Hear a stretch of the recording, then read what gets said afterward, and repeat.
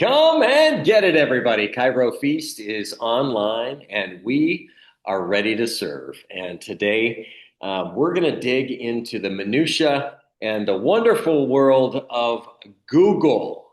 And I've got a wonderful guest on today, John Sanders. John, you're the CEO of RevKey Digital Ads. And I'm excited to have you on because you have the huge mountainous job of teaching me something that I don't know.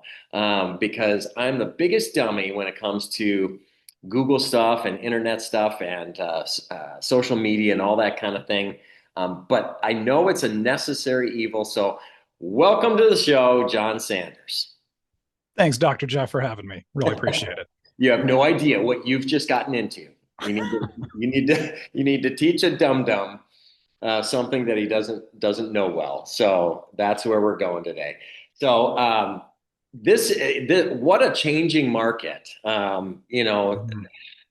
Marketing for doctors, and I know you do this for a number of different doctors.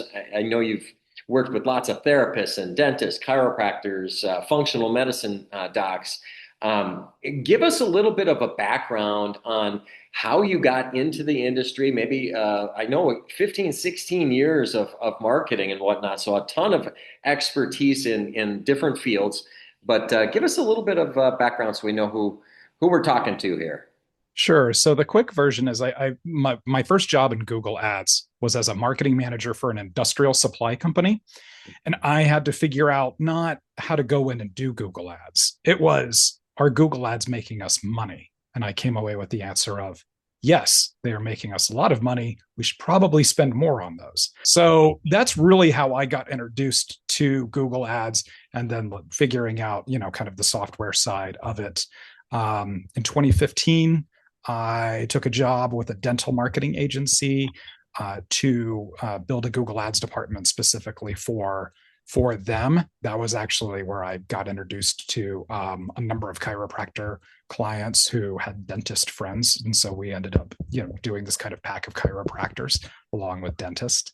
And then in 2018, started RevKey because like many of your listeners, got tired of not being the boss and wanted to be the guy at the top. So There you and go. so for 8 years, been building my team and working with hundreds of clients to help them build their practices. As you said, whether they're dentists, chiropractors, therapists, functional medicine, all over the place.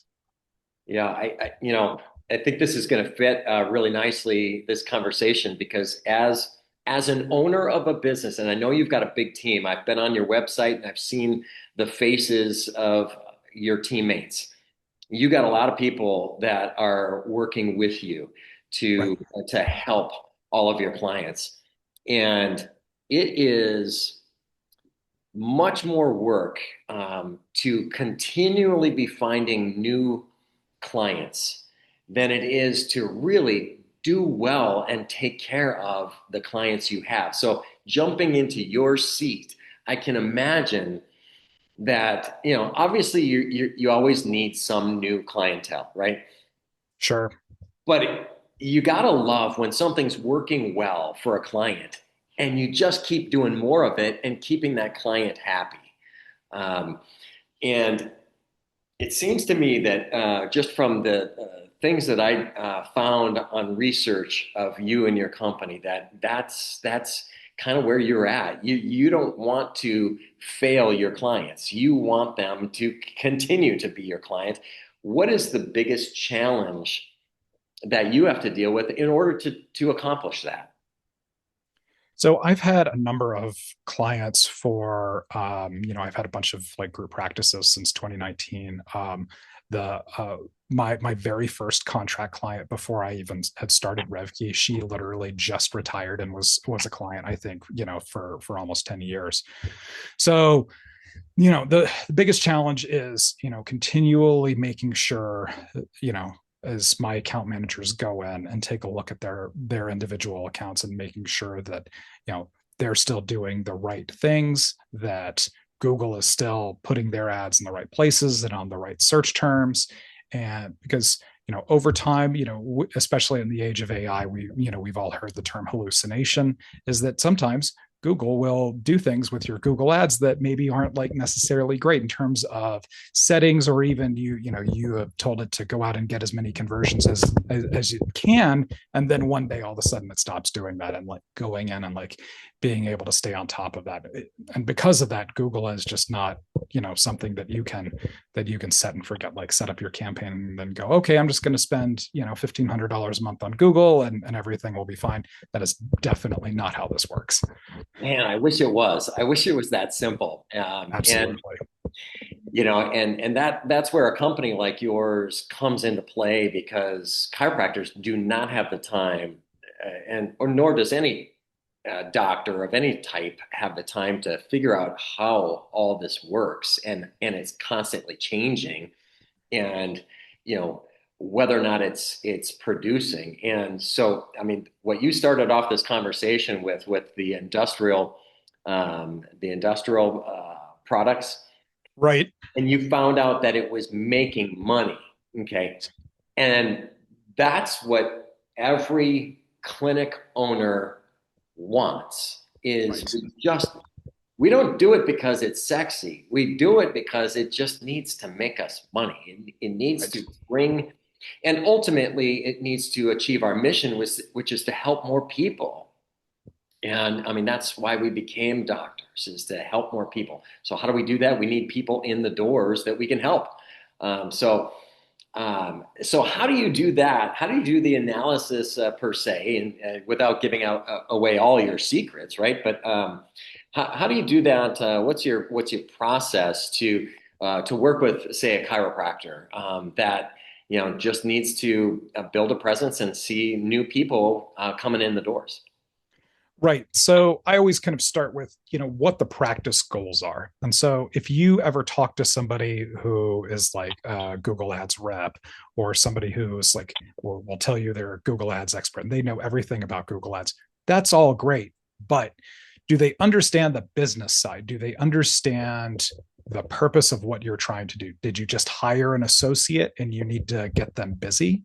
Did you just get a spinal decompression bed and you need to now monetize it? Like, and knowing these things and like really kind of what your goals are is very important before we even trying to start throw together Google ads. And then also understanding your market. uh, on Google, for the most part, you're going to pay when somebody clicks on your ad. And that ad in Little Rock, Arkansas might be $5 a click. In New York City, that might be $12. And really kind of understanding that market difference, and approaching things that way, because you're going to need a different budget in Little Rock, Arkansas, in our example, versus what you're going to spend in New York. Well, you hit on something really interesting, because we've done recent podcasts about expanding our practices by adding Mhm. new lines of services. Right. Whether it be adding massage therapy to your practice, adding Mhm. acupuncture to your practice, adding kinetic to your practice, adding decompression, as you might say, or shockwave. I Mhm. just did an interview with a gentleman that helps people onboard soft wave or shockwave therapies. And you can be successful in practice, but if you don't know how to market that service and get the community to know that you have that service, this would be maybe a great way to get the word out there. Especially if it's something that it's really new for your practice. And so, if we look at a Google search engine results page, and those first 3 to 4 things are Google ads, everything else below that is kind of that Google organic. And it takes Google a while to recognize that you have a massage therapist or you have somebody in house doing acupuncture. And so you don't want to wait 9 months while SEO and Google tries to figure out that you are doing these things. You need to pay for them now. You need clients now. And I think that's where Google Ads really comes into play. So let's say you add massage therapy. you put that on your website, you start doing some advertising for it, preferably like maybe even before you actually have that person on the door. Like, if you have somebody in the door and that massage therapist is sitting there for a month with no clients, and then you decide to do Google Ads, you should have probably done that six weeks before at least. Right. Right. Yeah. So Build it before, the need is there, and then you've got it rolling. right. Um, Yeah. I saw an interesting line on some of your promotional materials, and it said that you focus on filling a schedule versus just getting clicks on the dashboard. Right. Tell us what you mean by that. So, and this is becoming more and more important in Google Ads, really even in that last 18 months, where yes, you get the click on your website, somebody clicks on your ad, great. But ultimately, we need to take them to take the action on the website that you want. Fill out that form if you've got some sort of scheduling software on there or calling you. And so that's really what we want to measure is how many of those people are taking those actions to become ultimately leads, and then thinking about how many of those leads will actually end up becoming paying clients. And so it's really kind of looking at what those ratios are, and what you need them to be to ultimately be profitable. Okay. Now, you mentioned people, making calls. What if you've got a client that's like, you know what, my front desk is great at doing their front desk job, but they don't want to handle 15 calls a day where they're going to have to try and sell people that are connecting via Google Ads and trying to convince people to schedule, which takes up a lot of their time. I mean, if Sure. each person was 10 minutes, that's 150 minutes that they spend a day just trying to convince people that are calling to end up coming. How do you work around that so that we're not bothering the front desk as much? Is it through the scheduling app? Yeah, I think so. And I think each practice kind of has their own preferred method. Some love phone calls, some don't want to deal with phone calls at all. If you don't want to deal with phone calls, take your phone number and put it in the footer of your website and don't have it all over your pages. And so when somebody clicks the schedule now, take them to the schedule, or if they hit a contact page, like show them the form and really kind of put the things up front that you want them to do. And so once again, just put that phone number at the bottom of the page. Most people won't ever actually get down there. And so hopefully they will use whatever your preferred method is instead of, doing the phone call side of things. And I think that also changed a lot. This industry used to be so phone call based, I would say, before COVID. After COVID, so many people are using schedulers and just not doing phone calls as much. That used to be such an important part of what I did back when I was doing dental marketing. I had an entire team of people who just sat around and listened to phone calls for clients and to like grade them and see how they did. But just none of that is necessary anymore. Okay. Wow. Okay. That's good news. Um, One of the biggest things that I hear, and I'm no expert, but I, am coaching doctors and whatnot, and the things that I hear are, I spent a bunch of money on Google Ads, and I get a big bill for, what I spent, and then to pay the company to do all the work. And there were a whole bunch of clicks and a whole bunch of activity, and no human beings walked through the door. Yeah, How do we that's hard. how do we avoid that? So, and this gets back into planning before we start doing things. And that is before you start running Google Ads, we need to make sure that like your website is doing all of the right things. I've heard nightmare stories about how people would come to a client's website and fill out a form and the practice wouldn't get notified. And then they find, 6 months down the road, oh my God, we've got this spreadsheet full of leads that we didn't know existed because we were not getting those email notifications. That's one of the worst nightmares that you can have as a business owner. Yeah. So I think it's making sure that your website is ready And fortunately for chiropractors, like if we're just doing just kind of general chiropractic keywords, like you don't have to have necessarily a ton of specialized pages. If you decide to do, some of the other things we had talked about, if you do acupuncture, have a page on the website about acupuncture or massage or spinal decompression or whatever it is. But just making sure that you're ready, and also that your front office is ready. You also bring that up, that everything in that scheduling process is really tightened up. We talked about some of those scheduling softwares.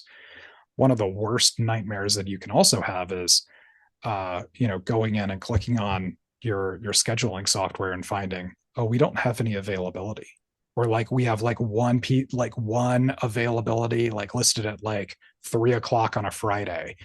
And so it's because of that, that's just one more thing that can break. But making sure that all of that kind of that intake process is in really good shape before you start trying to run Google ads, because there's nothing worse than what you laid out. You spend $1,500 a month, you get that on your credit card bill, and you don't think you saw any clients out of it. So is making sure that all of that is ready Okay. before we start Google ads.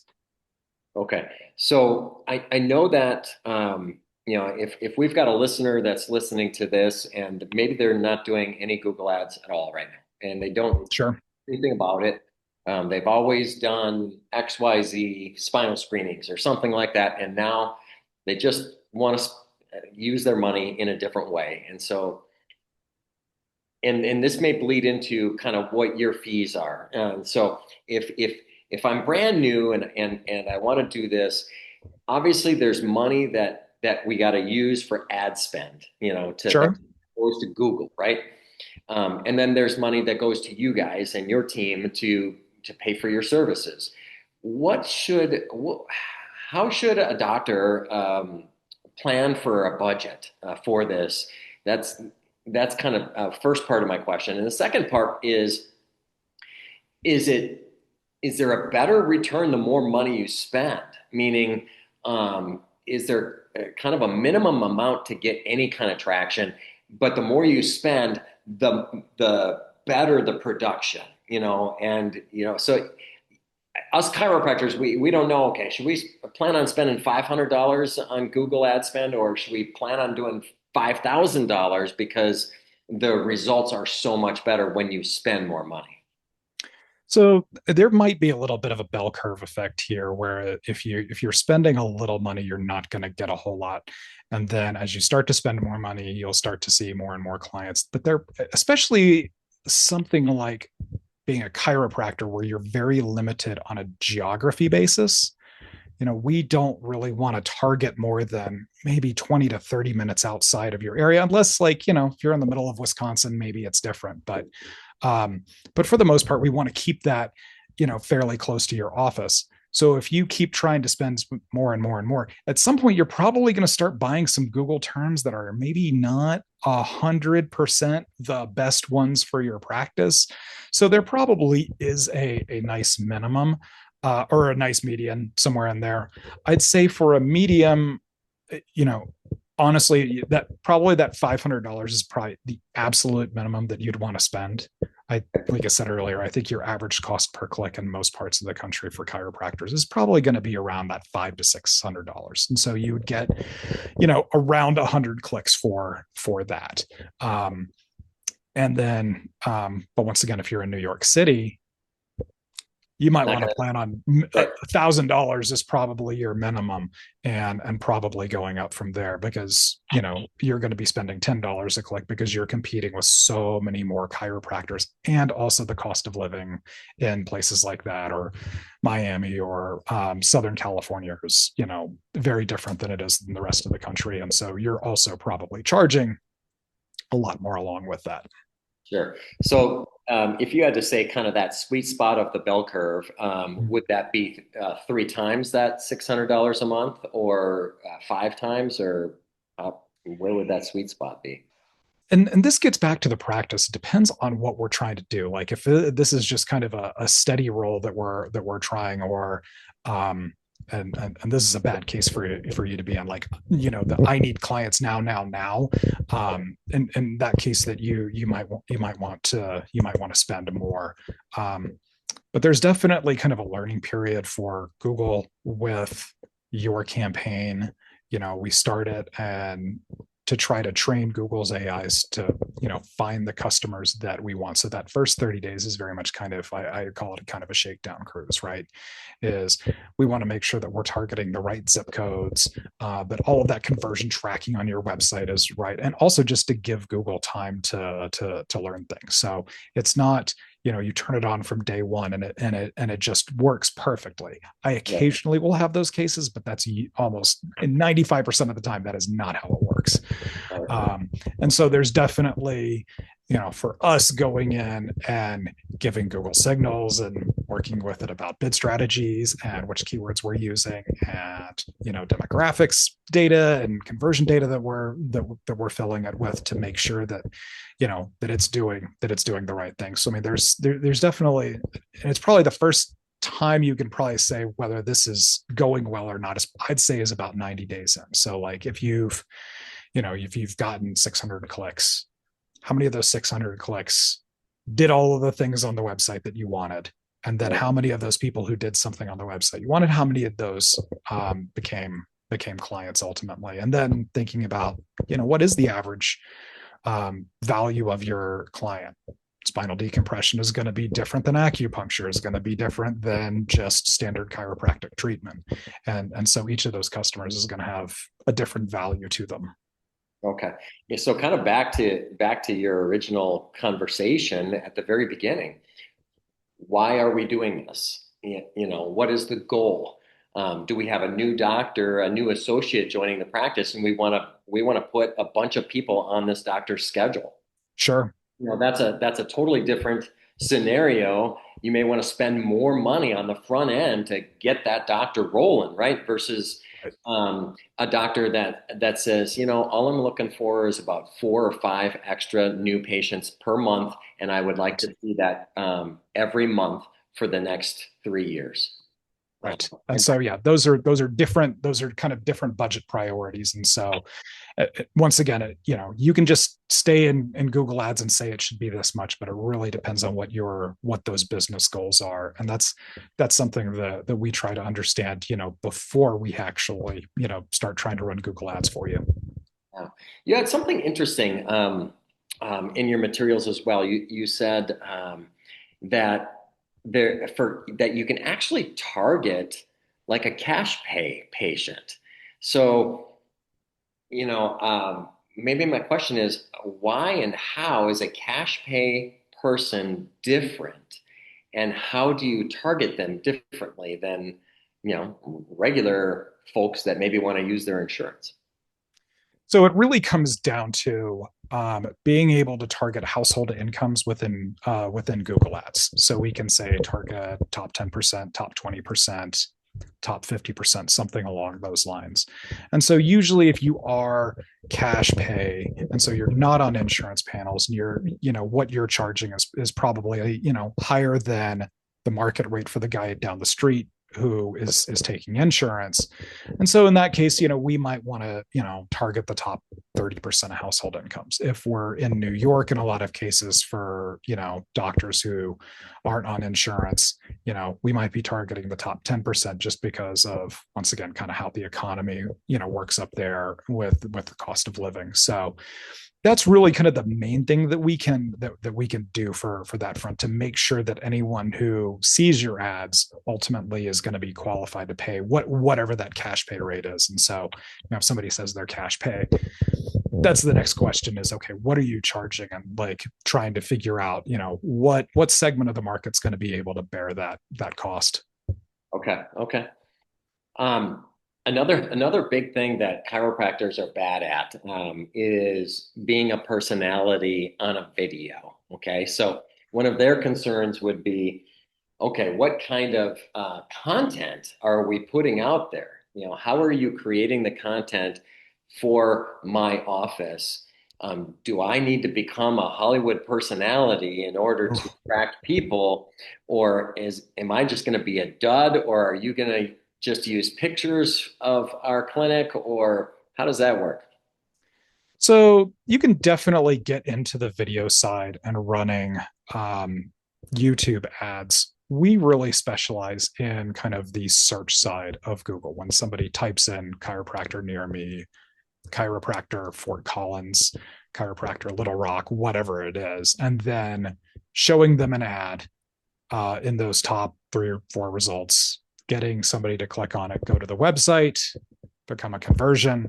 That's the main thing. I think so. I'd maybe leave like maybe some of the YouTube stuff on the side. This gets a little more off into like your social media um, things that we tend to stay away from a little bit. I think social media is probably great for really large practices. But if you're looking to put, as I like to call it, putting butts in seats, I think Google is a superior product Okay. for that. So, but you can still have those on your website, and I know that can be a little torturous at times. But I think it's even if it's just like a video tour of your office, just so, and I mean, because so much of what the website is just kind of social proof that you are a real company, that your office looks nice and things like that. So I don't think that those things have to be very long, unless maybe you have something on the website that explains a type of chiropractic treatment that you're doing that a lot of people might not necessarily be familiar with. So how much time would you be asking from the doctor per week to produce pictures or videos for your team? I mean, ideally, as little as possible.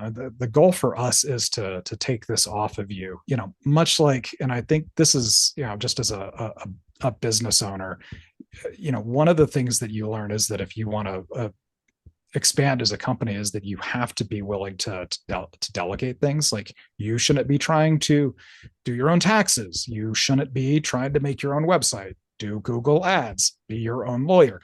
Don't like let professionals do those so you can go back and make revenue by being a doctor. Right. You have to, yes, do you have to have some sort of supervision over that? Yes, but getting into the nuts and bolts of that is probably not necessarily something that you should be doing, and allowing other professionals to handle that for you. Okay. Now, does your company handle things other than Google Ads? For the most part, we do just Google ads. We will occasionally write content for clients who don't have any content on their website, or they maybe need some more. And then also occasionally we'll get into social media, but 98% of our business is really just kind of on the Google Ads side. We're very specialized in that sense. Okay. And so at the end of a month, how do you go back to the owner and show slash prove that things are working as they're supposed to, or here's what we're going to do to kind of shift focus a little bit in order to get better results? How often are you on the phone with the doctors explaining what you're doing and showing the results? So in that first month, I really want the doctor to probably talk to their account manager twice to see, are they getting leads? Are they good leads? Are they spam? Are they not qualified for some reason? And so with that information, making any adjustments that we need to make, like if you're getting, if you are cash pay, for example, and you're getting a bunch of people who are calling you about Medicaid, there's probably some adjustments that we need to do in terms of keywords and some of those household incomes that we were talking about to make sure that you're getting the right leads. But if we take, a fairly like small round number example, that you get, you spend $500 and you're spending $5 a click, so you got 100 clicks. Let's say you get 6 leads out of that, which is fairly typical, I think, for what we're looking for. Usually we're looking for about 5 to 6% on this. So you get 6 leads. How many of those leads became clients? And then thinking about what that average income is going to be from those clients over their lifetime. And usually when you compare that number to what you're spending on ads, you know, I usually want you to be, over the lifetime of those clients, I want you to probably be collecting anywhere between like an 8 to 1 to 15 to 1 return is fairly typical. I mean, I have seen higher, but I think that's fairly typical of, if you can get the people on your website to do the right things and, to ultimately turn them into clients. I know you know this, but there are a few other companies that do what you do. Really? Man. Yeah. Oh, I got to look into that. I thought I was all alone out here. Now, there's not many. I mean, there's just a couple. Man, and there's so many big ones too. There's so many huge, when I was working in dentistry, I mean, I think the company I was working with when I started, I think it was like 40, 50 people. By the time I left, it was probably 80. And I mean, I've got team members who, they worked for a marketing agency that had 500 people working for it. So I mean, yeah, there's some very big fish in the sea on that front. So, if you could be a therapist for me and my listeners right now and warn us, here's what you should look out for. Here's where you should be questioning whether that's a good company to work for. How would you advise us? There are a couple of things on this. I mean, definitely having a familiarity with the subject matter that you're dealing with, I think is very important. There are a lot of marketing agencies who they will just, they just try to be everything to everyone in terms of, the industries they deal with. And because of that, they don't really kind of have this deep knowledge of looking at these campaigns on a day-to-day basis. And I think the second part of that, and my criticism for the larger agencies, is they are trying to do everything, and they do that because in a lot of ways they're trying to keep you captive, because they're going to do your website and your social media and your Google ads and your SEO, and they're going to do your blogs, and they're going to do all of these things for you. The problem is that in general, they're going to be good at a couple of things. They're going to be kind of mediocre at a couple of things. They're going to be pretty bad at some of those things too. And that has really kind of been my business philosophy, which is why I am such a niche product. And I definitely understand that I do Google ads, pretty much in like the health and wellness space, and don't move very, very far outside of that, is being able to kind of have that deep specialization. I think that those are some of the things to look for. And then specifically on Google ads, I've heard this story so many times. You call and you have a meeting with a salesperson who's not going to be the person running your Google ads. And they're going to say, "Oh man, you need to be minimum $5,000 is what you need to be spending on Google ads." In a lot of cases, they are going to get paid based on the percentage of what you spend on Google. Okay. So they're always going to tell you you should spend more money, even though it's not necessarily a good thing for your business, but it's good for their invoice. So they're going to tell you to do it. And to spend $5,000 on Google, you have to be a fairly large organization to do that. I mean, if we're talking about a chiropractor, I think you have to have 3 to 4 locations, spread out over a city, to really even start thinking about that large amount of money. And that's also one of the things that I, brought away from dentistry, is I was the Google ads guy in the back that didn't talk to the clients, and then an account manager would come up and tell me what the client wanted, and I would do it. I don't like that model. And so specifically for us, the person that you are talking to, your account manager, is also the one who is making all of the changes to your Google ads. And then I really like to keep all of that, on one person, so there's not this weird game of telephone Right. that takes place, and things get lost in the process. Got it. Got it. So, in that you were talking about, uh, how your company, the different companies get paid. How does your company do it? How do you guys get paid? What do I pay you in order for you to handle this for me? Sure. We really charge by what's called a campaign within Google, where we're going to set, you're going to set your budget and your geography and what you're going to be advertising for. And I think for the most part, I think most chiropractors are probably going to have, one campaign. And so we really try to do flat rate pricing. And I just don't ever want to get into, and especially I think the size of clients that we're dealing with, the kind of the percentage model just doesn't make sense. And also, I mean, I have some issues with it, I think, from an ethical standpoint as well.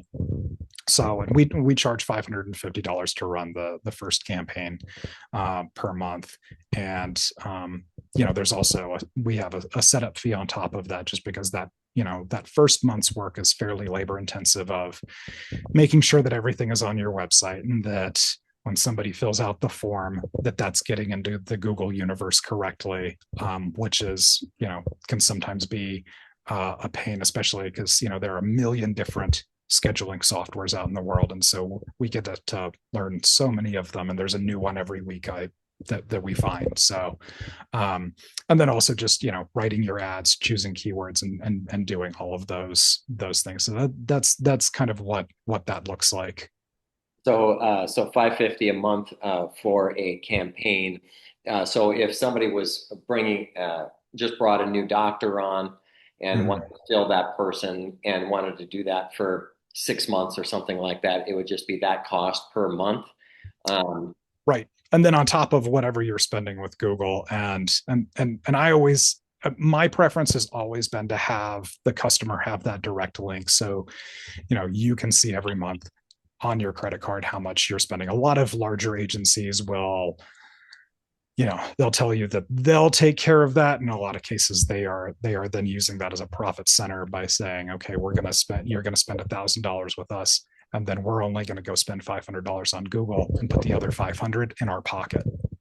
Gross. Don't like that at all. so, and for the client who maybe just wants another or five new patients to walk through the door every month, that's considered a campaign as well, correct? Yeah, I mean, campaign is a technical term within Google Ads, and everything that we do is month to month. Just because, as a small business owner, I understand that things can change quickly. Right. I recently had a therapy client lose like a huge government insurance contract, and he had to fold his practice like practically overnight. And so I understand that things like that can happen, and so that's why I'm not really interested in locking people into silly long-term contracts. So people can kind of start or stop as they please, or if there's changing environment within their practice, they can, as long as they've got a relationship with you, they can kind of start and stop at any time. Yeah, and in a lot of cases, the best compliment we can get is, hey, we're full and we can't take any more clients, what should we do? Right. Okay, well, turn off your Google Ads, and this is the best way for us to lose a client. But in a lot of cases, 6 months down the road, they're going to come back and say, oh, we just hired another associate, so we need to fire up those Google Ads again.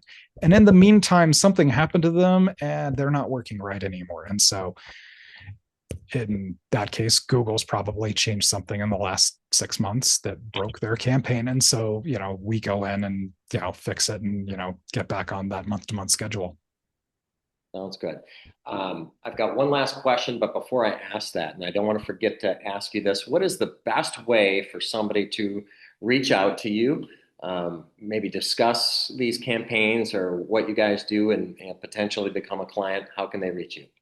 Sure. The best way is to go out to our website, which is RevKey. That's RevKey.com/podcast. You can actually see some of the other podcasts I've been on, and then do a lot of the things that we've been talking about here. Fill out that scheduler, and schedule a meeting with me or my vice president. And we can kind of talk to you about what your business goals are, and what's going to be an appropriate marketing budget, and what are the things that you might need to do before you start Google Ads.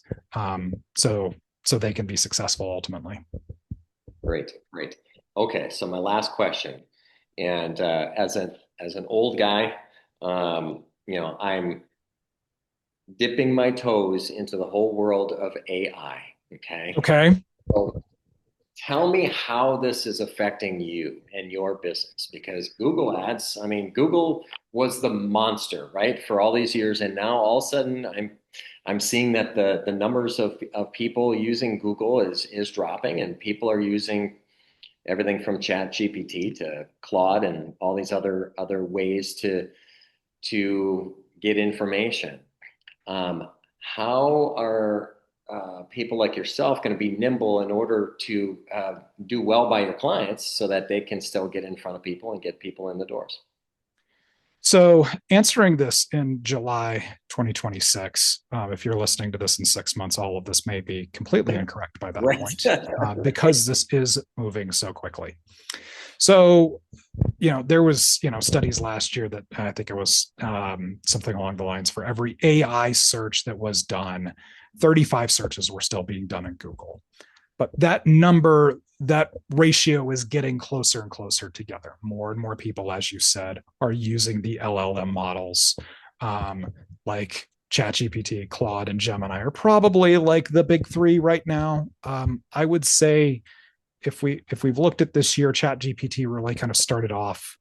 I think 80% of LLM searches were done on ChatGPT. That's starting to change. Claude has definitely made more of a name for itself. They had an amazing Super Bowl ad campaign this year that actually made fun of ChatGPT. And on the Google side, Gemini has gotten a lot better than it was, say, even 18 months ago. And so I think that those are probably the big three. How it's affected websites in general is a lot more people are now seeing